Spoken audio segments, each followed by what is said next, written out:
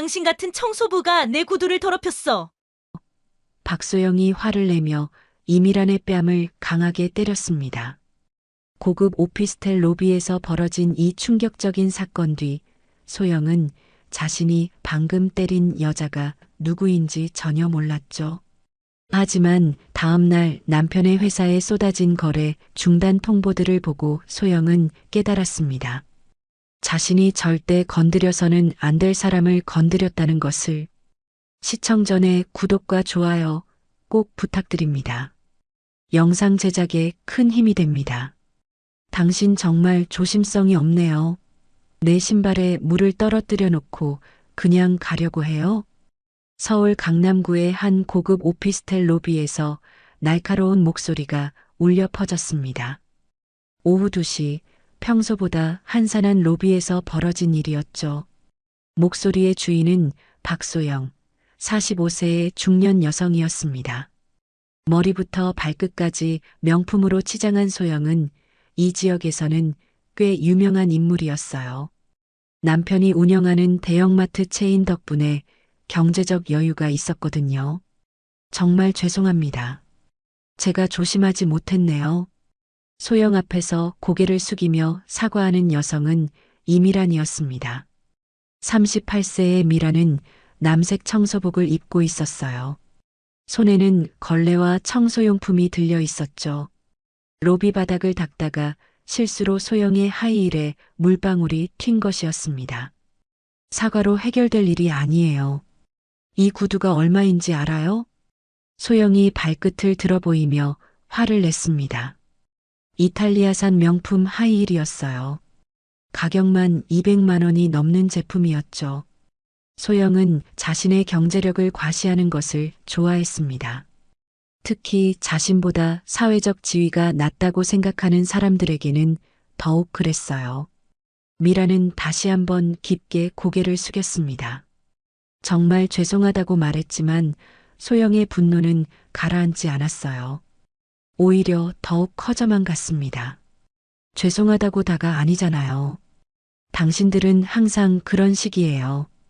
실수해놓고 미안하다는 말 한마디면 다 해결된다고 생각하죠? 소영의 목소리가 점점 높아졌습니다. 로비에 있던 다른 사람들이 하나둘씩 이쪽을 바라보기 시작했어요. 하지만 소영은 전혀 개의치 않았습니다. 오히려 더 큰 소리로 미란을 질책했죠. 미란은 당황했지만 침착함을 유지하려고 노력했습니다. 이런 상황에 익숙하지 않았거든요. 평소에는 이런 대우를 받을 일이 없었으니까요. 하지만 지금은 청소복을 입고 있었고 상대방은 자신을 그냥 청소부로만 보고 있었습니다. 정말 죄송합니다. 제가 어떻게 해드릴까요? 미란이 최대한 정중하게 물었습니다. 하지만 소영에게는 이마저도 건방지게 느껴졌어요. 청소부 주제에 어떻게 해드릴까요라고 묻는 게 무례하다고 생각했거든요. 어떻게 해드리냐고요? 당신 같은 사람이 저한테 그런 말을 해도 되는 건가요? 소영이 미란을 위아래로 훑어보며 비웃듯 말했습니다. 청소복을 입은 미란의 모습이 초라해 보였거든요. 소영은 겉모습만으로 사람을 판단하는 경향이 있었습니다. 특히 자신보다 사회적 지위가 낮다고 생각하는 사람들에게는 더욱 그랬어요. 주변에서 지켜보던 사람들도 소영의 태도가 지나치다고 생각했습니다. 하지만 아무도 나서지 않았어요. 소영이 이 지역에서는 꽤 알려진 인물이었거든요. 남편의 사업이 크다는 것도 모두가 알고 있었죠. 그냥 제대로 사과나 해요. 그리고 앞으로는 더 조심하고요. 소영이 팔짱을 끼며 거만하게 말했습니다. 미란을 완전히 아래로 보는 시선이었어요. 미란은 이런 상황이 처음이라 어떻게 대응해야 할지 몰랐습니다. 평소 같았으면 절대 당하고만 있지 않았을 텐데 지금은 청소부로 일하고 있는 상황이었거든요. 알겠습니다. 정말 죄송했습니다. 미란이 다시 한번 고개를 숙였습니다. 하지만 마음속으로는 복잡한 감정이 들끓고 있었어요. 분노보다는 당황스러움이 더 컸습니다. 이런 대우를 받아본 적이 없었거든요. 소영은 미란의 사과를 받고도 만족하지 않았습니다. 오히려 더욱 거만해졌어요. 자신이 우위에 있다는 느낌이 좋았거든요. 평소에 스트레스가 많았던 소영에게는 이런 상황이 스트레스 해소가 되었습니다. 앞으로는 정말 조심하세요. 특히 우리 같은 사람들한테는 더욱 조심해야 해요.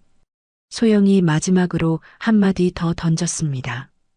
우리 같은 사람들이라는 표현에서 계급의식이 드러났어요. 자신은 특별한 계층에 속한다고 생각하고 있었거든요. 미라는 더 이상 아무 말도 하지 않았습니다. 조용히 청소도구를 정리하기 시작했어요.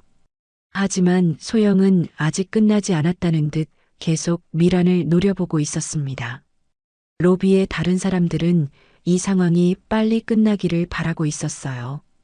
보기에도 불편한 광경이었거든요. 하지만 아무도 개입하려 하지 않았습니다.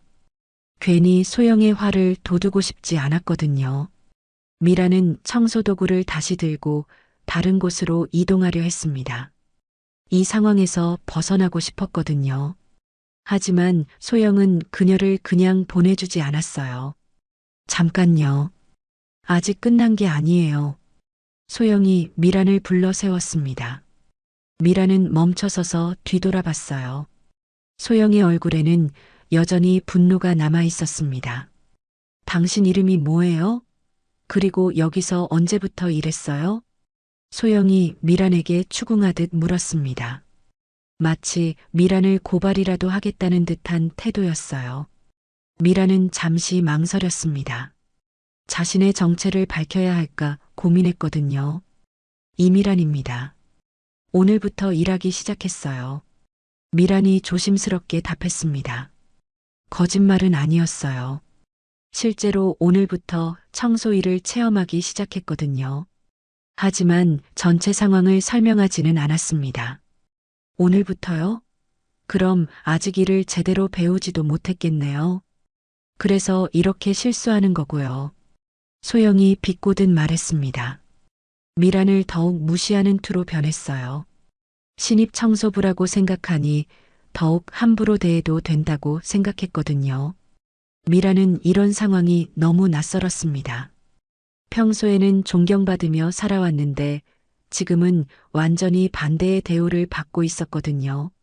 하지만 이것도 소중한 경험이라고 생각하며 참고 있었어요. 그때 엘리베이터가 도착했습니다. 소영이 타려던 엘리베이터였어요. 소영은 미란을 한 번 더 쏘아보고는 엘리베이터로 향했습니다. 다음에는 정말 조심하세요. 이런 일이 또 있으면 가만두지 않을 거예요. 소영이 마지막 경고를 하며 엘리베이터에 탔습니다. 문이 닫히기 전까지 미란을 째려보고 있었어요. 미란은 그 시선을 받으며 복잡한 심정이 되었습니다. 엘리베이터가 올라가고 나서야 로비가 조용해졌습니다. 다른 사람들도 하나둘 자리를 떠났어요. 미란은 혼자 남겨진 채로 청소도구를 정리했습니다. 하지만 미란의 마음은 평온하지 않았어요. 이런 일이 일어날 줄은 꿈에도 몰랐거든요. 평소 같았으면 절대 당하고만 있지 않았을 텐데 지금은 상황이 달랐습니다. 미란은 가슴 깊이 한숨을 내쉬었습니다. 그리고 주머니에서 휴대폰을 꺼냈어요. 남편에게 연락해야겠다고 생각했거든요. 하지만 전화를 걸기 전에 잠시 망설였습니다. 과연 이 일을 남편에게 말해야 할까요? 아니면 그냥 넘어가야 할까요? 미라는 깊은 고민에 빠졌습니다. 하지만 결국 전화를 걸기로 결심했어요. 남편과는 무엇이든 나누는 사이였거든요. 여보, 나야. 미란이 조심스럽게 남편에게 전화를 걸었습니다. 하지만 목소리에는 여전히 동요가 남아 있었어요. 방금 전 일어난 일이 아직 충격으로 남아 있었거든요. 여보, 목소리가 이상한데 무슨 일 있었어? 전화 너머로 남편 이정호의 걱정스러운 목소리가 들렸습니다. 40세의 정호는 국내 굴지의 유통업계를 이끄는 회장이었어요. 하지만 아내 앞에서는 언제나 다정한 남편이었죠. 아니야, 별일 아니야. 그냥 청소일이 생각보다 힘들어서 그래. 미란이 대충 넘어가려 했습니다. 하지만 정호는 아내의 목소리에서 무언가 이상함을 느꼈어요. 20년을 함께 산 부부였거든요. 아내의 작은 변화도 놓치지 않았습니다. 정말 그것뿐이야? 뭔가 다른 일이 있었던 것 같은데? 정호가 다시 물었습니다. 미라는 잠시 고민했어요. 남편에게 말해봐야 소용없을 것 같았거든요. 그냥 넘어가고 싶었습니다. 그런데 바로 그때였습니다. 소영이 다시 엘리베이터에서 내려온 것이었어요. 뭔가 깜빡한 게 있었던 모양이었습니다. 소영은 로비에서 전화 통화 중인 미란을 발견했어요. 야, 거기서 뭐해? 전화는 또 왜 해? 소영이 미란에게 다가가며 짜증스럽게 말했습니다. 청소부가 근무 시간에 사적인 전화를 한다고 생각했거든요. 미라는 깜짝 놀라며 전화를 끊으려 했어요. 잠깐만 여보. 누가 그래? 정우가 전화 너머로 물었습니다. 소영의 목소리가 들렸거든요. 미라는 당황했지만 전화를 끊지 못했어요. 소영이 계속 다가오고 있었거든요. 근무 시간에 사적인 전화는 금지 아닌가요? 당신 상관에게 얘기해야겠네요. 소영이 미란의 전화를 빼앗으려 했습니다. 미란은 본능적으로 휴대폰을 가슴에 안았어요. 하지만 소영은 포기하지 않았습니다. 전화 끊으라고 했잖아요. 소영이 소리를 지르며 미란의 팔을 잡았습니다. 미란은 균형을 잃고 비틀거렸어요. 청소용품들이 바닥에 떨어졌습니다. 미란아, 무슨 일이야? 전화 너머로 정호의 급한 목소리가 들렸습니다. 소영은 그제서야 미란이 누군가와 통화 중이라는 걸 제대로 인식했어요. 하지만 화가 나서 이성을 잃은 상태였습니다. 당신 같은 청소부가 고객인 나한테 이래도 돼요? 소영이 미란을 향해 손가락질했습니다. 그리고 그 순간 믿을 수 없는 일이 벌어졌어요. 소영의 손바닥이 미란의 뺨을 강하게 때린 것이었습니다. 짝! 소리가 로비 전체에 울려 퍼졌습니다. 미란은 충격으로 한 발짝 뒤로 물러났어요. 뺨에서는 화끈한 통증이 느껴졌습니다. 휴대폰이 바닥에 떨어졌죠. 로비에 있던 모든 사람들이 충격에 빠졌습니다. 아무도 이런 일이 벌어질 거라고 예상하지 못했거든요. 한동안 아무도 말을 하지 못했어요. 미란도 믿을 수 없다는 표정으로 뺨을 감쌌습니다. 이런 일을 당해본 적이 한 번도 없었거든요. 38년을 살면서 처음 맞아보는 것이었어요. 이제 좀 정신 차리겠어요? 앞으로는 고객한테 제대로 해요. 소영이 아무렇지 않다는 듯 말했습니다. 마치 당연한 일을 한 것처럼 당당한 표정이었어요. 주변 사람들의 시선 따위는 전혀 개의치 않았습니다. 미라는 바닥에 떨어진 휴대폰을 주워들었어요. 전화는 아직 연결되어 있었습니다. 정호의 급한 목소리가 들렸어요. 미란아, 대답해봐. 무슨 일이야? 정호가 다급하게 외쳤습니다. 전화 너머로 들린 소리들이 심상치 않았거든요. 아내에게 무슨 일이 생겼다는 걸 직감했어요. 여보, 나 괜찮아. 조금 있다 다시 연락할게. 미란이 떨리는 목소리로 말했습니다. 하지만 정호는 안심할 수 없었어요. 아내의 목소리가 평소와 완전히 달랐거든요. 뭔 일인지 정확히 말해봐. 누가 뭘 했어? 정호가 다시 물었습니다. 하지만 미라는 대답하지 못했어요. 소영이 바로 옆에서 지켜보고 있었거든요. 전화 좀 끊으라고 했잖아요. 아직도 안 끊었어요? 소영이 다시 짜증을 냈습니다. 미라는 할 수 없이 전화를 끊었어요. 정호에게 미안했지만 다른 방법이 없었습니다. 전화를 끊고 나서 미라는 소영을 바라봤습니다. 여전히 화가 나 있는 표정이었어요. 전혀 반성하는 기색이 없었습니다. 앞으로는 이런 일 없도록 조심하세요. 그리고 근무 시간에는 사적인 전화하지 말고요. 소영이 마지막으로 한마디 더 하고는 다시 엘리베이터로 향했습니다. 미라는 그 뒷모습을 바라보며 복잡한 감정에 휩싸였어요. 주변 사람들은 미란을 동정하는 눈으로 바라봤지만 아무도 다가오지 않았습니다. 괜히 자신들까지 연루되고 싶지 않았거든요. 미라는 혼자 남겨진 채로 떨어진 청소용품들을 주워 담았어요. 뺨의 통증은 여전했습니다. 거울을 보니 붉은 손자국이 선명하게 나타나 있었어요. 미라는 한숨을 깊게 내쉬었습니다.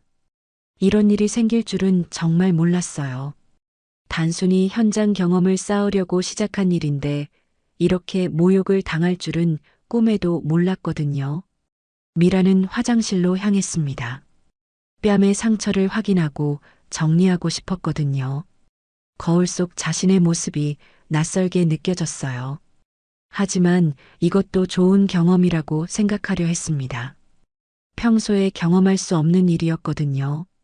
사회의 다른 면을 보게 된 것이죠. 그런데 마음 한편으로는 분노가 끓어오르고 있었어요. 아무리 청소부라고 해서 저렇게 대해도 되는 건지 의문이 들었거든요. 모든 사람은 존중받을 권리가 있는데 말이죠. 미라는 찬물로 얼굴을 씻었습니다. 그리고 깊게 심호흡을 했어요. 마음을 가라앉히려고 노력했습니다. 하지만 휴대폰이 계속 울렸어요. 정오에서 온 전화였습니다. 미라는 잠시 망설이다가 전화를 받았어요. 미라나, 도대체 무슨 일이야? 전화가 갑자기 끊어져서 깜짝 놀랐어. 정오의 걱정스러운 목소리였습니다. 미라는 어떻게 설명해야 할지 몰랐어요. 남편이 걱정할까 봐서였습니다. 별일 아니야. 그냥 손님 중에 좀 까다로운 분이 있었어. 미란이 대충 넘어가려 했습니다. 하지만 정호는 쉽게 넘어가지 않았어요.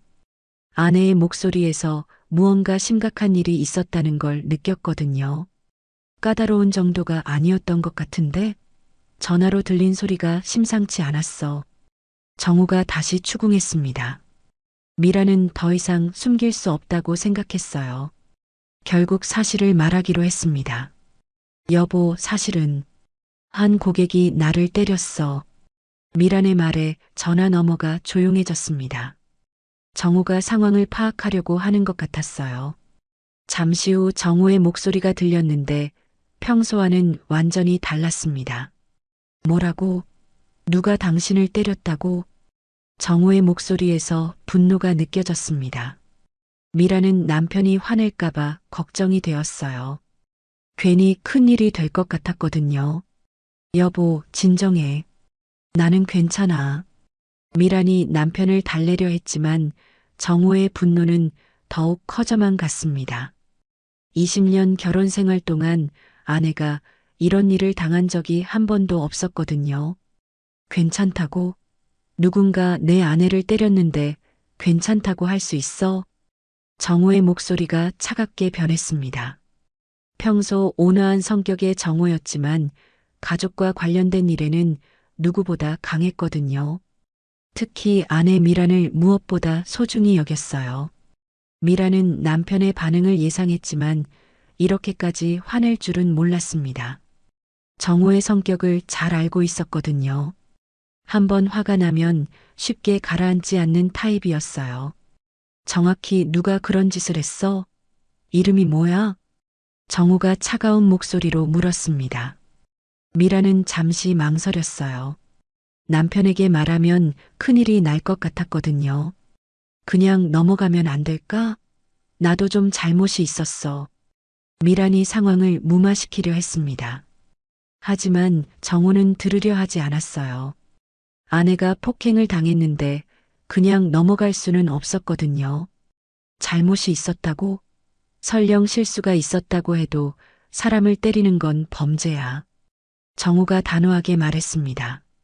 미라는 더 이상 피할 수 없다는 걸 깨달았어요. 결국 솔직하게 말하기로 했습니다. 박소영이라는 사람이야. 40대 중반 여성인 것 같았어. 미란의 답을 들은 정호는 잠시 생각에 잠겼습니다. 박소영이라는 이름이 낯설지 않았거든요. 어디서 들어본 것 같았어요. 박소영? 혹시 어떻게 생긴 사람이야? 정우가 자세히 물었습니다. 미라는 소영의 외모를 설명했어요. 명품으로 치장하고 거만한 태도를 보였다고 말했습니다. 정우는 점점 확신이 서기 시작했습니다. 그 이름과 특징이 자신이 아는 사람과 일치했거든요. 하지만 확실하지 않았기 때문에 비서에게 확인해 보기로 했어요. 미란아, 지금 당장 집으로 와. 더 이상 거기 있지 마. 정우가 단호하게 말했습니다. 미라는 남편의 목소리에서 심상치 않음을 느꼈어요. 무슨 일인지 궁금했지만 일단 남편의 말을 따르기로 했습니다. 알겠어. 지금 정리하고 올게. 미란이 전화를 끊고 청소용품을 정리했습니다. 다른 직원에게 상황을 설명하고 일찍 퇴근한다고 말했어요. 그리고 급히 집으로 향했습니다. 한편 정우는 비서에게 전화를 걸었습니다. 박소영에 대한 정보를 확인해야 했거든요. 혹시 자신이 생각하는 그 사람이 맞는지 알아봐야 했어요. 김 비서, 박소영이라는 사람에 대해 알아봐. 40대 중반 여성이고 이 근처에 사는 것 같아. 정호의 지시를 받은 김 비서는 바로 조사에 들어갔습니다. 정호 그룹의 정보 네트워크는 상당했거든요. 얼마 지나지 않아 결과가 나왔어요. 회장님, 조사 결과 나왔습니다. 김 비서가 정호에게 보고했습니다. 정호는 긴장한 채로 결과를 기다렸어요. 혹시 자신의 예상이 맞는지 확인하고 싶었거든요. 박소영, 45세입니다. 남편은 박준수로 파크마트 체인을 운영하고 있습니다. 김 비서의 말을 들은 정호의 얼굴이 굳어졌습니다. 자신의 예상이 맞았거든요. 파크마트는 정호 그룹과 거래하는 주요 업체 중 하나였어요. 파크마트 말이야? 정호가 다시 확인했습니다. 김 비서가 네라고 답했어요. 정호는 이제 모든 상황을 파악했습니다. 파크마트는 정호 그룹의 여러 계열사와 거래하는 중형 마트 체인이었습니다. 연매출 500억 원 규모의 제법 큰 회사였어요. 박준수 사장은 성실한 사업가로 알려져 있었습니다. 하지만 그의 아내 소영이 이런 일을 저질렀다는 사실에 정호는 분노했습니다. 자신의 아내를 때린 사람이 거래업체 사장의 부인이라니 상황이 복잡해졌어요. 파크마트와 우리가 어떤 거래를 하고 있는지 정리해봐. 정호가 김 비서에게 지시했습니다. 복수를 계획하고 있었거든요. 아내를 때린 대가를 치르게 하고 싶었어요. 잠시 후 김 비서가 파크마트와의 거래 현황을 보고했습니다. 생각보다 거래 규모가 컸어요. 정호 그룹의 여러 계열사에서 파크마트에 상품을 납품하고 있었거든요. 우리 계열사들이 파크마트에 납품하는 비중이 얼마나 돼? 정호가 물었습니다. 김 비서가 자료를 확인하고 답했어요. 파크마트 전체 매입의 약 60% 정도가 저희 계열사 제품입니다. 김 비서의 답을 들은 정호는 미소를 지었습니다. 하지만 그 미소는 차가웠어요. 복수 계획이 머릿속에서 완성되고 있었거든요. 그럼 충분하네. 모든 계열사에 지시해. 파크마트와의 거래를 중단하라고 해. 정호의 지시에 김 비서가 놀랐습니다. 갑작스러운 결정이었거든요. 하지만 정호의 표정을 보니 심각한 일이 있었다는 걸 알 수 있었어요. 회장님, 그러면 파크마트가 큰 타격을 받을 텐데요. 김 비서가 조심스럽게 말했습니다. 하지만 정호는 개의치 않았어요. 오히려 그게 목적이었거든요. 그게 목적이야. 내 아내를 때린 대가를 보여줄 거야. 정호의 목소리에는 차가운 분노가 담겨 있었습니다. 김 비서는 더 이상 묻지 않고 지시를 따르기로 했어요. 알겠습니다. 즉시 각 계열사에 연락하겠습니다. 김 비서가 나가고 혼자 남은 정호는 창밖을 바라봤습니다. 아내가 당한 일을 생각하니 분노가 끓어올랐어요. 절대 그냥 넘어갈 수 없었습니다. 정호는 결혼한 지 20년 동안 아내를 한 번도 슬프게 한 적이 없었어요. 아내를 여왕처럼 대했거든요. 그런 아내가 청소부로 오인받아 폭행을 당했다니 용서할 수 없었습니다. 30분 후 미란이 집에 도착했습니다. 정호는 아내의 뺨에 남은 상처를 보고 더욱 화가 났어요. 붉은 손자국이 선명하게 남아 있었거든요. 정말 심하게 때렸네. 아프지? 정호가 아내의 뺨을 조심스럽게 만지며 물었습니다. 미라는 괜찮다고 했지만 정호는 안심할 수 없었어요. 여보, 너무 화내지 마. 나는 정말 괜찮아. 미란이 남편을 달래려 했습니다. 하지만 정호의 분노는 이미 정점에 달해 있었어요. 괜찮을 리가 없어. 그리고 나는 이미 조치를 취했어. 정호가 차갑게 말했습니다. 미라는 남편의 표정을 보고 불안해졌어요. 무슨 일을 저질렀는지 궁금했거든요. 무슨 조치를 취했다는 거야? 미란이 걱정스럽게 물었습니다. 정호는 잠시 망설이다가 사실을 말하기로 했어요. 그 여자 남편 회사와의 거래를 모두 중단하기로 했어. 정호의 말에 미란이 깜짝 놀랐습니다. 상상했던 것보다 훨씬 큰 일이 벌어지고 있었거든요. 여보, 그건 너무 심한 거 아니야? 미란이 놀라며 남편을 말렸습니다. 하지만 정호는 이미 결심한 상태였어요.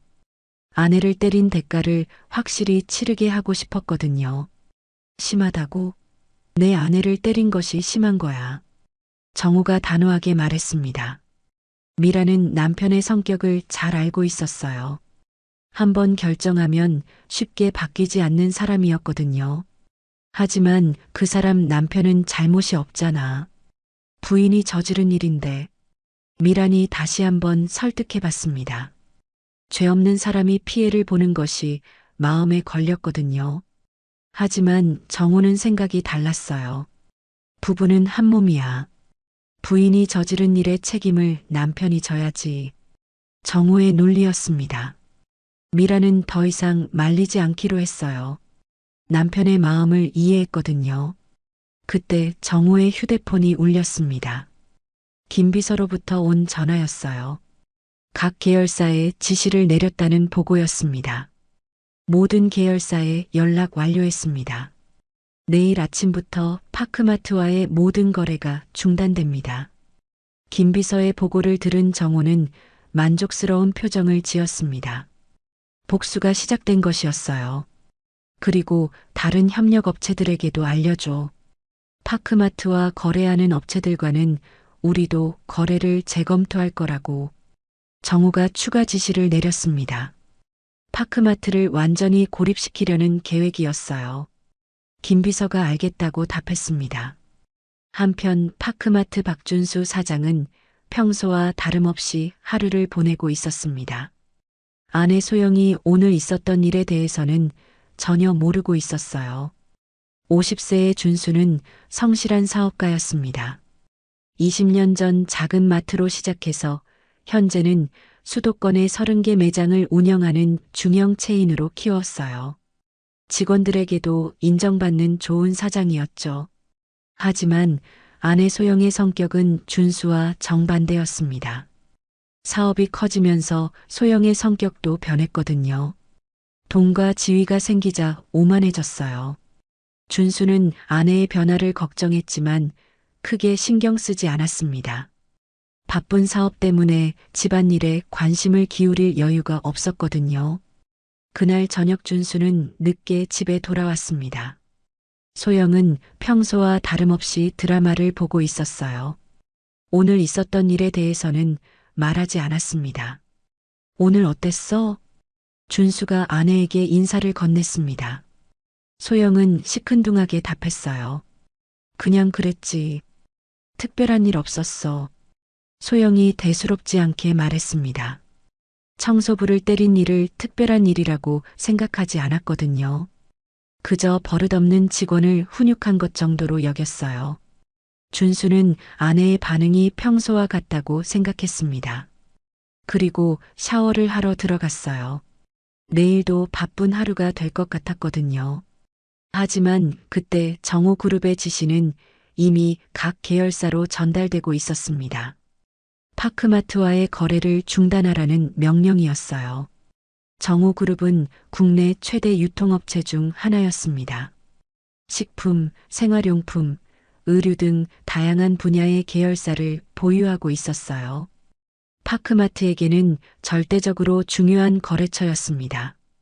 각 계열사 담당자들은 갑작스러운 지시에 당황했습니다. 특별한 이유 설명도 없이 거래 중단 명령이 내려왔거든요. 하지만 회장의 지시를 거역할 수는 없었어요. 그날 밤 늦게까지 각 계열사에서는 파크마트와의 거래 중단을 준비했습니다. 계약서를 검토하고 법적 문제가 없는지 확인했어요. 정호는 집에서 이 모든 과정을 지켜보고 있었습니다.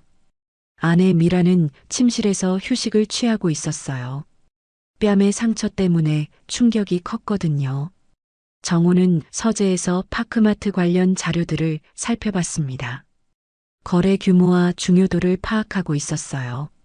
복수의 효과를 극대화하고 싶었거든요. 파크마트는 정호그룹 제품 없이는 운영이 거의 불가능했습니다.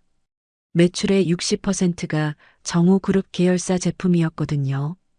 거래가 중단되면 심각한 타격을 받을 게 뻔했어요. 정호는 이 사실을 알고 있었습니다. 그래서 더욱 만족스러웠어요. 아내를 때린 대가로는 충분하다고 생각했거든요. 새벽 2시가 되어서야 정호는 잠자리에 들었습니다. 내일이면 복수가 시작될 것이었어요. 박소영이 어떤 반응을 보일지 궁금했습니다. 한편 미라는 잠들지 못하고 있었습니다. 오늘 있었던 일이 계속 머릿속을 맴돌았거든요. 처음 당해보는 일이라 충격이 컸어요. 하지만 남편의 복수가 너무 과하다는 생각도 들었습니다. 개인적인 감정 때문에 무고한 사람들이 피해를 보는 것 같았거든요. 미라는 남편에게 한 번 더 말해볼까 생각했습니다. 하지만 정호의 성격상 이미 늦었을 것 같았어요. 한번 결정한 일은 끝까지 밀고 나가는 사람이었거든요. 결국 미라는 상황을 지켜보기로 했습니다. 혹시 큰 일이 벌어지면 그때 다시 말려보기로 했어요. 다음 날 이른 아침부터 각 계열사에서는 파크마트에 연락을 취했습니다. 거래 중단을 통보하기 위해서였어요. 준수에게는 청천벽력 같은 소식이 될 것이었습니다. 아직 아무것도 모르고 있는 준수는 평소와 같이 출근 준비를 하고 있었습니다. 오늘도 바쁜 하루가 될 것이라고 생각하며 회사로 향했어요.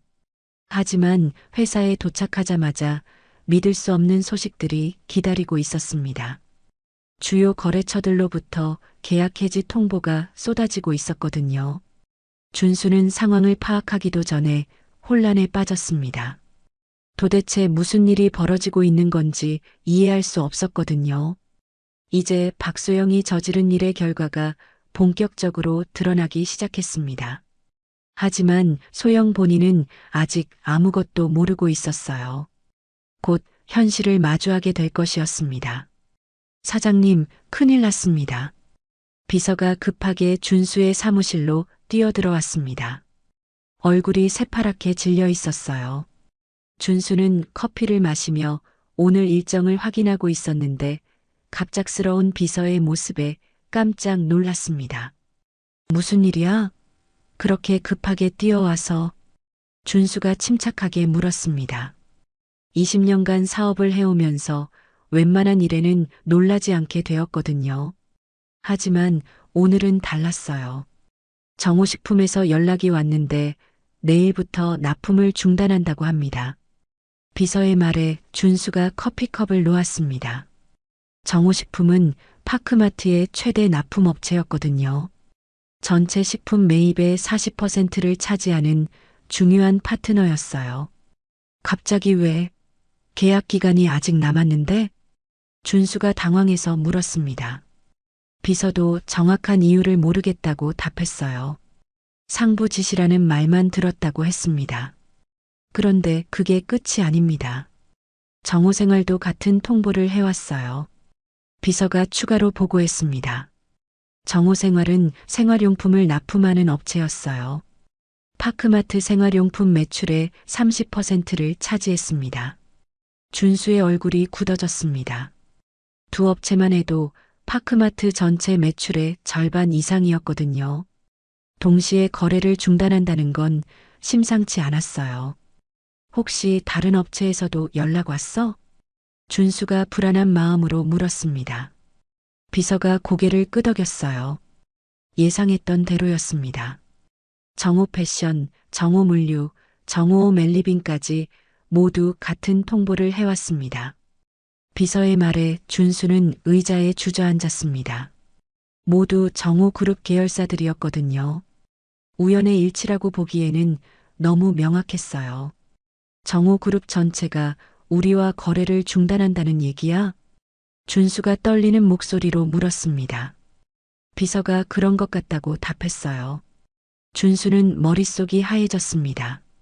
정호 그룹과의 거래가 중단되면 파크마트는 큰 위기에 빠질 게 뻔했거든요. 매출의 60%가 한순간에 사라지는 것이었어요. 도대체 왜 이런 일이?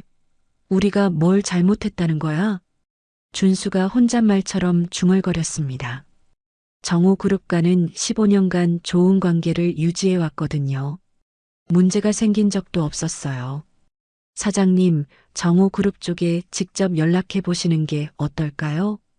비서가 제안했습니다. 준수도 그 생각이었어요. 직접 만나서 무슨 일인지 확인해 봐야겠다고 생각했습니다. 그래, 바로 연락해 봐. 이정호 회장과 면담을 요청해. 준수가 지시했습니다. 비서가 곧바로 정호 그룹에 연락을 취했어요. 하지만 돌아온 답변은 냉정했습니다. 회장님께서는 면담이 어렵다고 하십니다. 비서가 미안한 표정으로 보고했습니다. 준수는 믿을 수 없었어요. 15년간 좋은 관계를 유지해온 사이인데 면담도 거절한다니. 그럼 다른 임원이라도 만날 수 없을까? 준수가 다시 물었습니다. 하지만 결과는 마찬가지였어요. 아무도 만나주지 않겠다는 답변이었습니다. 준수는 상황의 심각성을 깨달았습니다. 단순한 비즈니스 이슈가 아니라 의도적인 보복 같았거든요. 하지만 이유를 알 수 없었어요. 그때 또 다른 비서가 뛰어들어왔습니다. 얼굴이 창백했어요. 사장님, 이번에는 은행에서 연락이 왔습니다. 새로운 소식이었습니다. 준수는 불안한 마음으로 내용을 들었어요. 대출 조건을 재검토하겠다고 합니다. 담보 추가를 요구하네요. 은행까지 움직이기 시작했습니다. 정호그룹의 영향력이 은행권에까지 미친 것 같았어요. 준수는 절망적인 기분이 들었습니다. 이건 뭔가 조직적이야. 누군가 우리를 의도적으로 공격하고 있어. 준수가 상황을 분석했습니다. 우연히 일어날 수 있는 일이 아니었거든요. 분명히 배우가 있을 것이었어요. 하지만 도대체 누가 왜 이런 짓을 하는지 알 수 없었습니다. 준수는 평소 원수를 만들 일을 하지 않았거든요. 성실하게 사업만 해왔어요. 다른 업체들에도 연락해봐. 대체 공급처를 찾아야 해. 준수가 비서들에게 지시했습니다. 정호그룹 대신 다른 업체와 거래해야 했거든요. 하지만 쉽지 않을 것 같았어요. 1시간 후 더 충격적인 소식이 들려왔습니다. 다른 납품업체들도 하나둘씩 거래 중단을 통보해온 것이었어요.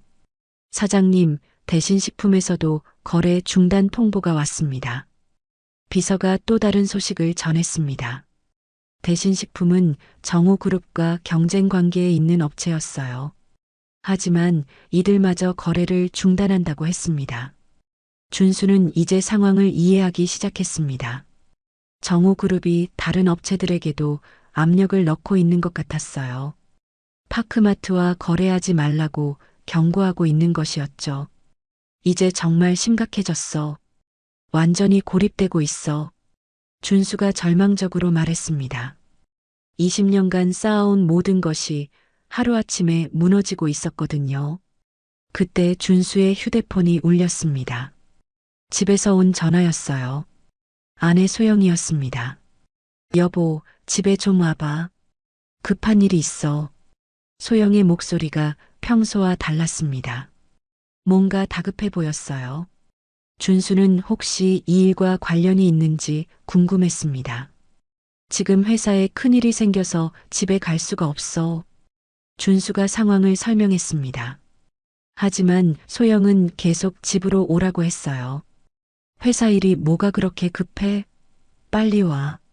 정말 중요한 얘기가 있어. 소영의 목소리에 뭔가 심상치 않음이 느껴졌습니다. 준수는 혹시나 해서 집으로 가기로 했어요. 일단 집에 다녀올게. 뭔가 단서를 찾을 수 있을지도 몰라. 준수가 비서들에게 말하고 집으로 향했습니다. 가는 길에도 계속 생각을 해봤지만 답을 찾을 수 없었어요. 도대체 누가 왜 이런 짓을 하는지 알 수 없었거든요. 집에 도착한 준수는 소영이 거실에서 초조하게 기다리고 있는 모습을 봤습니다. 평소와 달리 얼굴이 창백했어요. 무슨 일이야? 왜 그렇게 다급하게 불렀어? 준수가 아내에게 물었습니다. 소영은 잠시 망설이다가 입을 열었어요. 여보, 혹시 회사에 무슨 문제 생겼어? 소영의 질문에 준수가 놀랐습니다. 어떻게 알았는지 궁금했거든요. 어떻게 알았어? 맞아, 큰 문제가 생겼어. 주요 거래처들이 모두 거래를 중단한다고 통보해 왔어. 준수가 상황을 설명했습니다. 소영의 얼굴이 더욱 창백해졌어요. 혹시 정우그룹이랑 관련된 거야? 소영이 떨리는 목소리로 물었습니다. 준수는 깜짝 놀랐어요.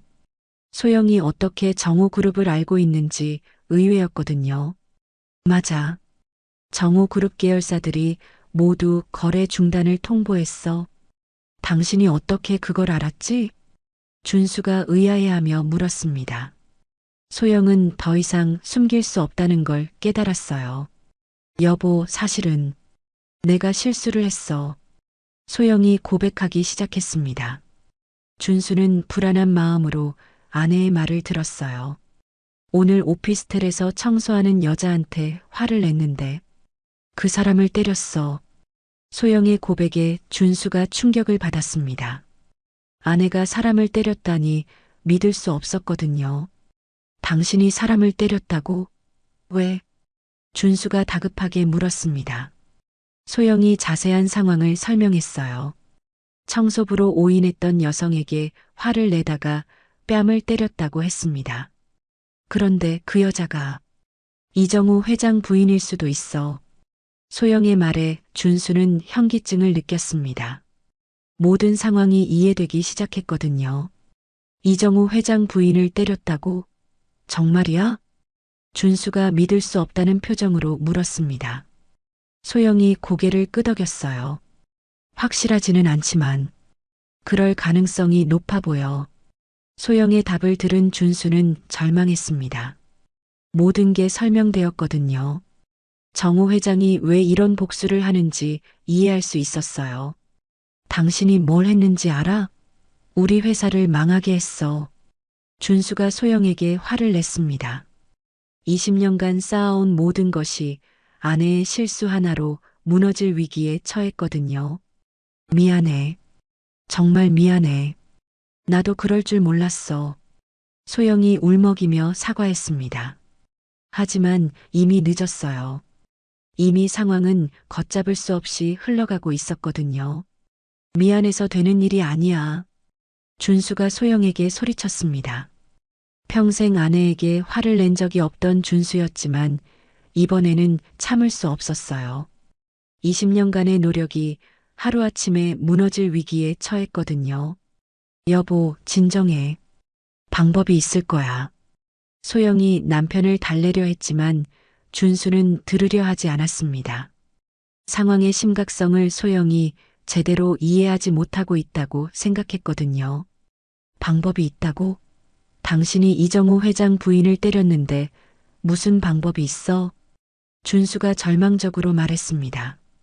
이정호는 국내 유통업계의 거물이었어요.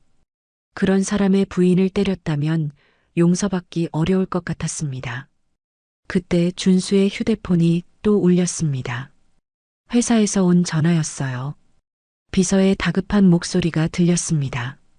사장님, 더 큰일 났습니다. 언론에서 취재 요청이 들어오고 있어요. 언론까지 움직이기 시작했다는 소식이었습니다. 준수는 머릿속이 하얘졌어요. 무슨 내용으로 취재 요청이 들어왔어? 준수가 떨리는 목소리로 물었습니다. 이미 예상은 하고 있었지만 확인하고 싶었거든요.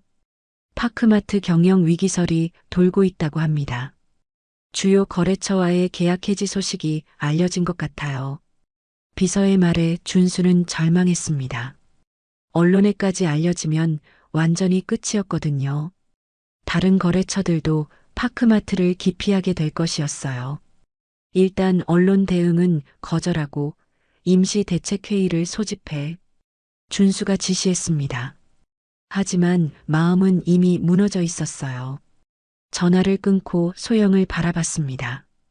아내의 한 번 실수가 이런 결과를 가져올 줄은 몰랐거든요. 당신 때문에 우리 회사 직원 200명이 길거리에 나앉게 생겼어. 준수가 씁쓸하게 말했습니다. 개인적인 문제가 아니라 많은 사람들의 생계가 걸린 문제였거든요. 소영은 처음으로 상황의 심각성을 깨달았습니다. 단순히 청소부를 혼낸 것이 아니라 엄청난 파장을 불러온 것이었어요. 그럼 어떻게 해야 해? 사과하면 안 될까? 소영이 간절하게 물었습니다. 하지만 준수는 회의적이었어요. 사과로 해결될 일이면 좋겠지만 쉽지 않을 것 같아. 준수가 한숨을 쉬며 말했습니다.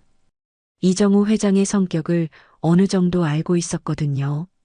한번 화가 나면 쉽게 풀리지 않는 사람이었어요. 그래도 시도해봐야 하지 않을까? 이대로 앉아서 당할 수는 없잖아. 소영이 제안했습니다. 준수도 다른 방법이 없다고 생각했어요. 그래, 한번 시도해보자. 하지만 만나주지도 않을 것 같은데. 준수가 체념한 듯 말했습니다. 이미 면담 요청을 거절당한 상태였거든요. 직접 찾아가는 건 어때? 회사 앞에서 기다리다가 만나는 거야. 소영이 적극적으로 제안했습니다. 자신이 저지른 일의 심각성을 깨달았거든요. 그렇게 해보자. 다른 방법이 없어. 준수가 동의했습니다. 마지막 희망을 걸어보기로 했어요. 다음 날 아침 준수와 소영은 정호그룹 본사 앞에서 기다렸습니다. 이정호 회장이 출근하기를 기다리고 있었어요. 하지만 몇 시간을 기다려도 회장은 나타나지 않았습니다. 다른 출입구를 이용하거나 아예 다른 곳에서 업무를 보고 있는 것 같았어요. 결국 준수 부부는 정호그룹 로비로 들어갔습니다. 접수처에서 면담을 요청했어요. 이정호 회장과 면담을 요청합니다. 파크마트 박준수 대표입니다. 준수가 정중하게 말했습니다. 접수 직원이 확인해 본 후 답변했어요. 죄송합니다. 회장님께서는 면담이 어렵다고 하십니다. 예상했던 답변이었지만 막상 들으니 절망적이었습니다. 소영이 나섰어요. 제발 한 번만 만나달라고 전해주세요. 정말 중요한 일이에요. 소영이 간청했지만 직원의 답변은 같았습니다. 면담은 불가능하다는 것이었어요. 그럼 이정호 회장 부인과 만날 수는 없을까요? 소영이 다른 방법을 제안했습니다. 직접 피해자에게 사과하고 싶었거든요. 그것도 어려울 것 같습니다. 직원의 답변에 준수 부부는 완전히 절망했습니다. 아무도 만나주지 않겠다는 것이었어요. 할 수 없이 건물을 나온 준수 부부는 막막했습니다. 다른 방법이 전혀 보이지 않았거든요. 이제 정말 어떻게 해야 할까? 준수가 절망적으로 말했습니다. 모든 문이 막힌 상황이었어요. 그때 준수의 휴대폰이 울렸습니다. 또 다른 충격적인 소식이 기다리고 있었어요. 사장님, 국세청에서 세무조사 통보가 왔습니다. 비서의 목소리가 들렸습니다. 이제 국세청까지 움직이기 시작한 것이었어요. 준수는 모든 것을 이해했습니다. 이정우 회장의 복수가 얼마나 체계적이고 광범위한지 깨달았거든요. 정말 끝이구나. 준수가 절망적으로 중얼거렸습니다. 더 이상 희망이 보이지 않았어요. 여보, 아직 포기하면 안 돼. 소영이 남편을 격려했지만 준수는 이미 체념한 상태였습니다. 모든 것이 막혀 있었거든요. 포기하지 않으면 뭐가 달라져? 아무도 우리를 만나주지 않는데. 준수가 체념한 듯 말했습니다. 하지만 소영은 포기하지 않았어요. 그럼 다른 방법을 찾아보자. 분명히 길이 있을 거야. 소영이 희망을 놓지 않으려 했습니다. 자신이 저지른 일의 책임을 지고 싶었거든요. 그때 소영에게 한 가지 아이디어가 떠올랐습니다. 직접 이미란을 찾아가서 사과하는 것이었어요. 여보, 그분이 일하는 곳을 찾아가 보자. 직접 사과하면 마음이 풀릴지도 몰라. 소영의 제안에 준수가 고개를 저었습니다. 이미 늦었다고 생각했거든요. 이미 늦었어. 그분이 우리를 용서할 리가 없어. 준수가 절망적으로 말했습니다. 하지만 소영은 시도해보고 싶었어요. 그래도 해보자. 이대로 앉아있을 수는 없잖아. 소영이 설득했습니다. 결국 준수도 마지막 시도를 해보기로 했어요. 다음 날 오후 준수 부부는 오피스텔로 향했습니다. 미란이 청소 일을 하는 곳이었어요. 하지만 미란은 보이지 않았습니다. 저기, 어제 청소하시던 분은 어디 계세요? 소영이 다른 청소 직원에게 물어봤습니다. 청소 직원이 의아해하며 답했어요. 어제 오신 분 말씀이세요? 그분은 오늘 안 나오셨는데요. 예상했던 답변이었습니다. 미란이 더 이상 청소 일을 하지 않는다는 뜻이었어요. 혹시 연락처를 알 수 있을까요? 소영이 간절하게 물어봤지만 개인정보라서 알려줄 수 없다는 답변만 들었어요.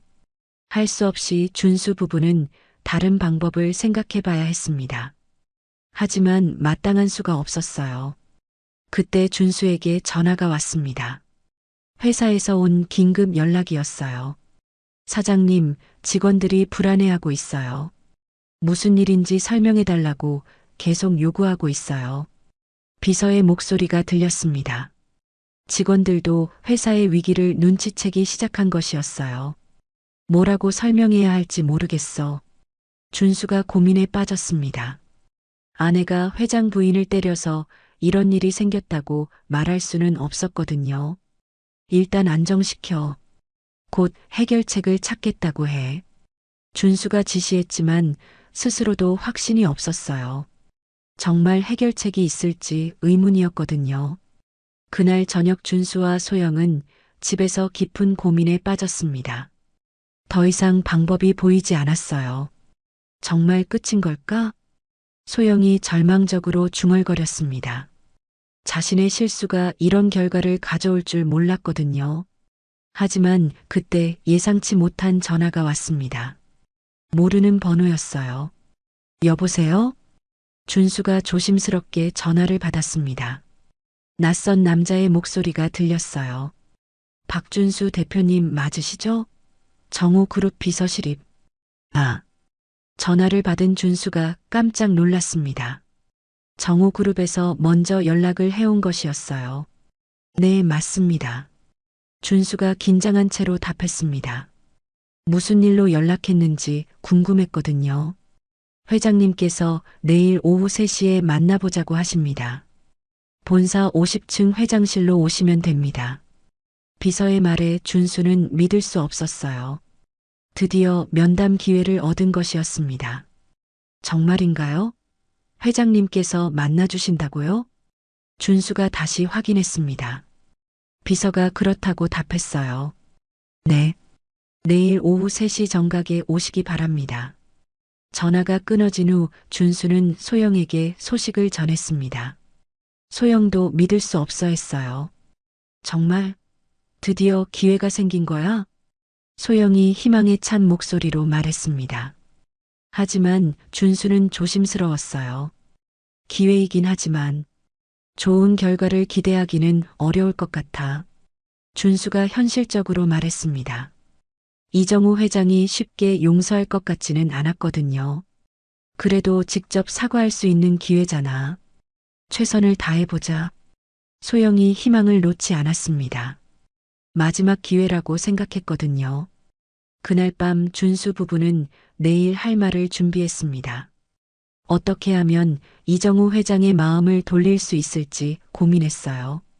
진심으로 사과하는 게 중요할 것 같아. 소영이 말했습니다. 자신의 잘못을 인정하고 진심 어린 사과를 하고 싶었거든요. 그리고 다시는 이런 일이 없을 거라는 확신을 줘야 해. 준수가 덧붙였습니다. 이정우 회장을 안심시켜야 했거든요. 다음 날 오후 2시 50분, 준수 부부는 정호그룹 본사 50층에 도착했습니다. 회장실 앞에서 마지막 점검을 했어요. 준비됐지? 준수가 아내에게 물었습니다. 소영이 고개를 끄덕였어요. 응. 최선을 다해보자. 소영이 각오를 다졌습니다. 이제 정말 마지막 기회였거든요. 정호의 차가운 목소리가 회장실 문 너머로 들렸습니다. 준수 부부는 긴장한 채로 문을 열고 들어갔어요. 넓고 고급스러운 회장실이었습니다. 커다란 책상 뒤에 정호가 앉아 있었어요. 표정은 차갑고 엄숙했습니다. 앉으세요. 정호가 간단히 말했습니다. 준수 부부는 책상 앞 의자에 앉았어요. 분위기가 무겁게 가라앉아 있었습니다. 먼저 사과드리겠습니다. 소영이 일어서서 깊게 허리를 숙였습니다. 진심 어린 사과였어요. 제가 회장님 부인에게 돌이킬 수 없는 잘못을 저질렀습니다. 변명의 여지가 없는 일이었어요. 소영의 사과를 들은 정호는 무표정했습니다. 아무 반응을 보이지 않았어요. 사과로 해결될 일이라고 생각하세요? 정호가 차가운 목소리로 물었습니다. 소영은 고개를 더욱 깊이 숙였어요. 아닙니다. 하지만 제가 할 수 있는 건 진심 어린 사과뿐입니다. 소영이 떨리는 목소리로 답했습니다. 정호는 잠시 침묵했어요. 당신이 제 아내에게 한 일이 무엇인지 정확히 알고 계시나요? 정호가 다시 물었습니다.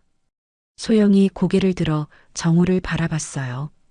제가 선입견과 편견으로 인해 부인께 모독적인 행동을 했습니다. 절대 용서받을 수 없는 일이었어요. 소영이 자신의 잘못을 명확히 인정했습니다. 정호의 표정에 미세한 변화가 있었어요. 그렇다면 왜 그런 일을 저질렀나요? 정호가 핵심을 물었습니다. 소영은 잠시 망설이다가 솔직하게 답했어요.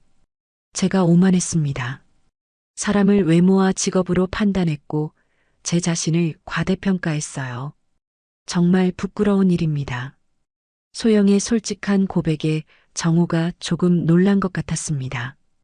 예상보다 진실한 반성이었거든요. 회장님, 저희 부부가 무릎 꿇고 사과드리겠습니다. 준수가 일어서서 바닥에 무릎을 꿇었습니다. 소영도 따라서 무릎을 꿇었어요. 제발 한 번만 용서해 주세요. 저희 회사 직원들만은 생각해 주세요. 준수가 간절히 호소했습니다. 정호는 무릎 꿇은 부부를 내려다봤어요. 직원들 생각은 미리 했어야죠. 당신 부인이 제 아내를 때릴 때 말입니다. 정호의 말에 준수 부부는 할 말이 없었습니다. 정호의 분노가 당연했거든요. 하지만 그때 회장실 문이 열렸습니다. 미란이 들어온 것이었어요. 여보, 그만해. 미란이 남편에게 말했습니다. 정호가 놀란 표정으로 아내를 바라봤어요. 당신이 여기 왜? 정호가 물었습니다. 미라는 남편에게 다가가며 말했어요. 이분들이 충분히 반성하고 있는 것 같아. 그리고 죄 없는 직원들이 피해를 보는 건 옳지 않아. 미란의 말에 정우가 당황했습니다. 아내가 이런 반응을 보일 줄 몰랐거든요. 하지만 당신이 당한 일을 생각해봐. 정우가 아내를 걱정하며 말했습니다. 미라는 남편의 손을 잡았어요. 나는 괜찮아. 오히려 좋은 경험이었어. 사회의 다른 면을 볼 수 있었거든. 미란의 말에 소영이 더욱 죄송해했습니다. 피해자가 오히려 가해자를 감싸주고 있었거든요. 부인, 정말 죄송합니다. 제가 너무 잘못했어요. 소영이 미란에게 사과했습니다. 미란은 소영을 일으켜 세웠어요. 일어나세요. 이미 충분히 반성하셨잖아요. 미란의 너그러운 마음에 소영은 눈물을 흘렸습니다. 이런 대우를 받을 자격이 없다고 생각했거든요. 정우도 아내의 마음을 이해했습니다. 복수보다는 용서가 더 큰 힘을 가진다는 걸 깨달았어요. 알겠습니다. 당신의 마음을 존중하겠어요. 정우가 아내에게 말했습니다. 그리고 준수 부부를 바라봤어요. 다시는 이런 일이 없도록 하세요. 그리고 앞으로는 모든 사람을 존중하며 살아가세요. 정우의 말에 준수 부부가 깊이 고개를 숙였습니다. 감사합니다. 평생 잊지 않고 살겠습니다. 준수가 진심으로 감사를 표했습니다. 일주일 후 파크마트와 정우그룹의 거래가 재개되었습니다. 하지만 이전보다 더 공정하고 상호 존중하는 관계로 발전했어요. 소영은 이 사건 이후 완전히 변했습니다. 봉사활동에 적극 참여하며 사회에 기여하고 싶어 했어요. 특히 사회적 약자들을 돕는 일에 열심이었습니다. 미란도 이 경험을 통해 많은 것을 배웠습니다. 권력과 지위가 있어도 겸손해야 한다는 것을 깨달았어요. 그리고 모든 직업이 소중하다는 것도 알게 되었습니다. 정우는 이후 회사 경영에서도 변화를 보였습니다. 협력업체들과 더욱 공정한 관계를 맺으려 노력했어요. 그리고 사회적 책임도 더욱 중시하게 되었습니다. 1년 후 소영은 청소 노동자들을 위한 복지단체를 설립했습니다. 자신이 저지른 잘못을 진정으로 반성하고 있다는 것을 행동으로 보여주고 싶었거든요. 준수도 파크마트를 운영하면서 직원 복지에 더욱 신경 쓰게 되었습니다. 모든 직원이 존중받는 직장을 만들고 싶었어요. 이 사건은 많은 사람들에게 교훈을 주었습니다. 외모나 직업으로 사람을 판단해서는 안 된다는 것, 그리고 모든 사람은 존중받을 권리가 있다는 것을 일깨워 주었어요. 또한 권력을 가진 사람일수록 더욱 겸손해야 한다는 것도 중요한 메시지였습니다. 그리고 진정한 용서와 화해가 얼마나 큰 힘을 가지는지도 보여주었어요. 무엇보다 한순간의 분노가 얼마나 큰 파장을 불러올 수 있는지 깨닫게 해주었습니다. 그리고 진심 어린 반성과 사과가 모든 것을 치유할 수 있다는 희망적인 메시지도 전해주었어요. 미란과 소영은 이후에도 종종 만나며 좋은 관계를 유지했습니다. 처음에는 가해자와 피해자였지만 이제는 서로를 이해하고 존중하는 관계가 되었어요. 정우와 준수 역시 사업 파트너를 넘어서 좋은 친구가 되었습니다. 이 사건을 통해 서로를 더 깊이 이해하게 되었거든요. 모든 사람이 이 경험을 통해 성장했고 더 나은 사람이 되었습니다. 그리고 사회 전체적으로도 상호 존중과 배려의 문화가 확산되는 계기가 되었어요.